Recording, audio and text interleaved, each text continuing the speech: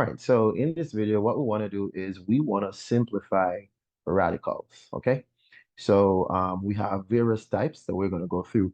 And as we go through, we're going to learn the different ways in which we approach them based on what we're looking at. So let's take a look at the first one. All right, so the first one is asking us to look at the radical of 25. Um, what we're doing here is first, we want to ask ourselves this question. What number multiplied by itself that would have given us 25? So if we could find a number that multiplied by itself that would give this, we call this the radicand, then we would have answered this question. So in this case, we're thinking what number multiplied by itself that would give 25? And that number is 5 because 5 times 5 gives 25. All right, let's take a look at this second one here. This second one here, when we look carefully, we have the square root of what we call the radical of -9. So this one is slightly different. This one actually has a real number here. This one, because it's a negative under the square root, we would have an imaginary number. So what we're going to have to do before we could do anything is that we're going to try to split this. So what we can always do is to take the square root of 9 and understand that, hey, it's going to be the square root of 9 times -1. So why are we doing that? Because we are able to work with this because the square root of -1 is the imaginary number I. And that is what is going to help us out here. So let us take a look at what we are going to be doing. All right. So this is the same as saying the square root of 9 times the square root of -1. And in this case, the square root of 9, right, we could ask ourselves, what number, when it multiplied by itself, it gives 9. And so we're going to get 3. But for this part here, we know that the square root of -1 is called I. So the answer for this is 3I. So it is an imaginary number, 3I. All right. All right. So let's take a look at number 3. Negative the square root of 64. What we're going to do is to focus on this part. That part is actually under the square root sign. The negative is in front. So what we're at the negative sign there, and then we could ask ourselves what number multiplied by itself to give 64. And if you really remember, then it's going to be 8 times 8. So it is 8 times 8 that gives 64. That means this is -8. So negative square root of 64 is actually -8. All right, let's take a look at the fourth question. For the fourth question, we have the negative square root of -4. Now, what we're going to do with this is we're going to take our time and to put it in pieces. So let's take a look. Underneath the square root, I'm going to split that -4 into 4 times -1. From that, I'm going to further split this. So this is the same as negative, then square root of 4 times the square root of -1. And then we could keep going. So here it is that we have the negative here. What number multiplied by itself to give me 4? That's going to be 2. And then what is the square root of -1? It is the imaginary I. Okay, so we have I. So the final answer is -2I. All right, let's take a look at some other types. So when we are dealing with number 5, we do realize that, hey, we are not able to find a number that multiplied by itself to give us 12. That means we're going to have to think of how we're going to do this. Now, with these, we're going to utilize square numbers, all right? So we want to make sure that when we have cases like this, we're looking for a square number that is a factor. Matter of fact, we're looking for the largest square number that is a factor, right, of these radicands. right? In this case, it's 12. So what are the square numbers? Just for memory, square numbers are 1, 4, 9, 16, 25, and it goes on, 36, 49, 64, 81, 100, 121, and it goes on, 144, etc. So these are just a few of the square numbers that we can use to manipulate to help us out as we try to break down these radicals, okay? So let us take a look. We're going to be dealing with 12, okay? So I want to pick the largest square number that is a factor of 12. So I'm thinking 4 because 4 times 3 would give me 12.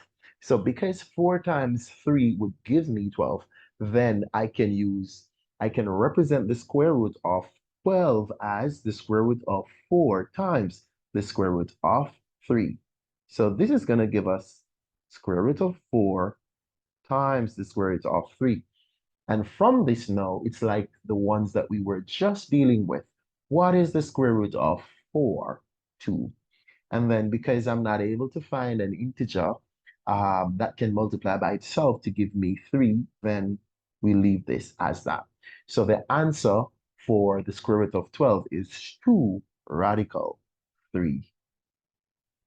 All right, let us take a look at the square root of 45. Again, when we think of 45, we cannot find any one of these numbers that multiply by itself to give 45 here. None.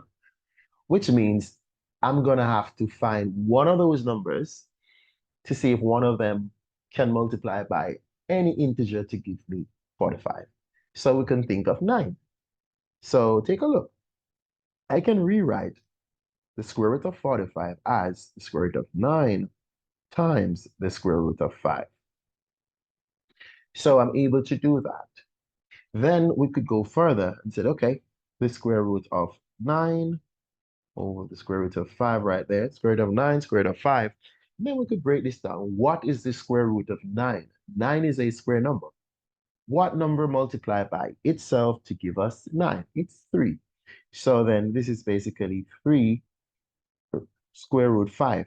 And this is where we're going to have to leave this because 5 is not a square number. And we can't find any other square number apart from number 1 that multiplied by something to give 5.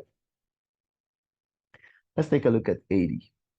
So thinking of breaking down 80, I'm going to have to find one of these numbers that can multiply by another number to give me 80. So what you could do is to try, you could look at them quickly and you try, okay? But let us say I know that this is 16. So 16 times what would have given me 80? 16 times 5 will give me 80. So this is a good pick, 16. And 16 is actually the largest square number that can help. So what we have after this is actually the square root of 16 times the square root of 5. What is the square root of 16? It's going to be 4. And this is root 5. So the answer for the square root of 80 is 4 square root 5. All right, let's take a look at number 8. For number 8, we have 3 square root of 32. So let's take a look. This 3 is multiplying by the square root of 32, so I could put it here. At the same time, I intend to break down the square root of 32. The largest square number that I can use for this is 16. So 32 can be broken down into 16 times 2, which means I really have 3 square root of 16 times the square root of 2. Now, again, we're going to figure out what number will that give. So basically what we have is 3 times 4, because the square root of 16 is 4. And then we have this. So finally, what we really have is 3 fours, that's 12 square root of 2. So 3 square root 32 is equal to 12 square root 2. All right, let's take a look at number 9. So at number 9, what we're doing is we're actually adding, but we're going to have to break them down before we can add them because you can only add radicals that are the same. For example, just as though if I'm doing terms and I have, say, let us say I have 5y and I have maybe 2y, I'm able to add these to get 7y.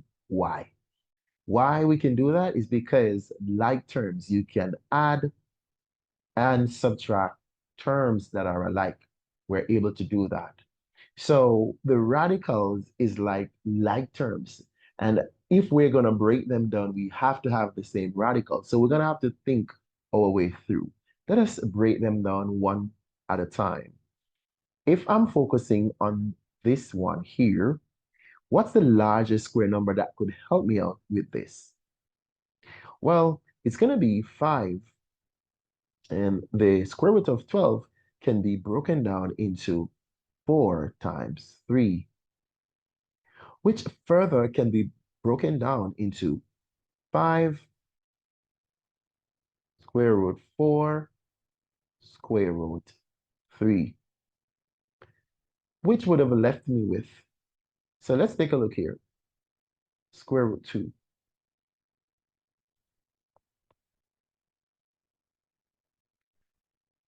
Now, 5 times the square root of 4, square root of 4 is 2, so 5 times 2, this is going to give me 10. So what I do have here is 5 square root of 4, that is 5 times 2, so this part is 10, but this is square root of 3. So what we have when we break down the square root of 12, we actually have this, right? So 5 square root of 12 is the same as 10 square root 3. Let's break down this part. So the 7 is already there. I'm going to have my plus 7 times this. I could break this into 16 times 3. So I'm still carrying this. So what I have here is 7 square root 16 square root 3. Let's take a look at that part. 7 square root of 16. So this is multiplying. So 7 times the square root of 16, but the square root of 16 is 4. So this becomes 28. So basically, this part that we have here will be worked out to be 28. So this becomes 28,